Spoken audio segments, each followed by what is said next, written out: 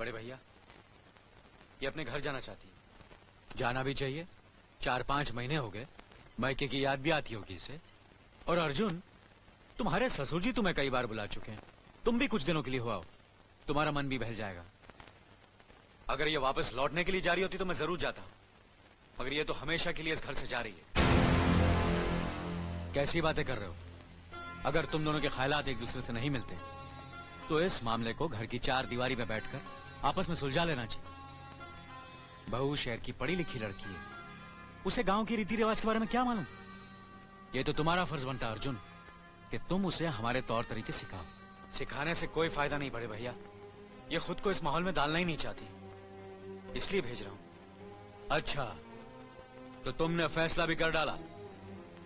बड़े भैया, बात यह है कि मैंने मीना को, तुम बहुत समझदार भी हो गए हो ना,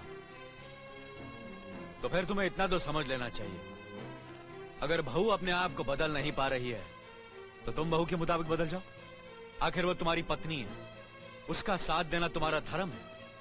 तुम्हारे भरोसे ही तो उसने अपनी सारी जिंदगी सौंप दी तुम्हें। अर्जुन, मेरे दर्द पर तुम तड़प उठोगे, तुम्हें तकलीफ होगी तो मैं रो दूंगा, क्योंकि हम दोनों एक ही मां की संतान हैं। खून का रिश्ता है हमारा, मगर पत्नी का नाता उससे कहीं ज्यादा गहरा होता है, क्योंकि वो पराये घर से आकर अपनों से कहीं ज्यादा अपनी हो जाती है, परछाई बन जाती है हमारी। पति शरीर है तो पत्नी उसकी आत्मा है। पत्नी ही पति के जीवन को सही अर्थ देती है, उसे कामयाब बनाती। पत्नी के बगैर पति बेजान और बेमाने हो जाते। अगर आज तुम अपनी पत्नी को हमेशा के लिए उसके मायके छोड़ाओगे तो यह गांव, यह समाज क्या कहेगा हमारे बारे में?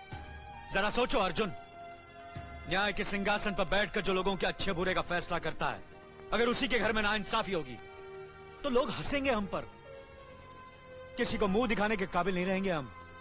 बड़े भैया, मुझसे भूल हो गई, मुझे माफ कर दीजिए। मुनीम जी। जी मालिक। जायदाद के दस्तावेज लाइए। जी अभी लाया। बहू, पति ही पत्नी की असली शक्ति होती है। हमारे पुरखों ने कुल धर्म पत्नी के बारे में कहा है, जो पति के काम में उसकी मददगार हो, उसे अच्छी सलाह दे, जो दासी की तरह उसकी सेवा करे, मां की तरह उसे खिलाए पिलाए, लक्ष्मी का रूप हो और धरती की तरह उसमें सहन शक्ति हो, वही आदर्श पत्नी होती है। औरत की सोच मर्द का मुकद्दर बनाती है।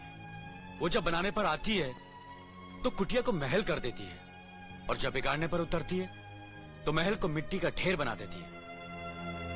मालिक, ये जायदाद के दस्तावेज है।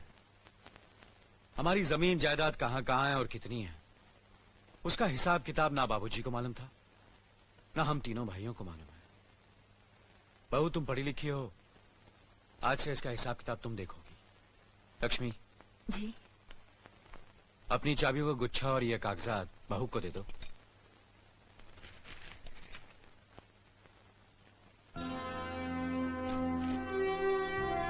आज से तुम इस घर की मालकिन हो।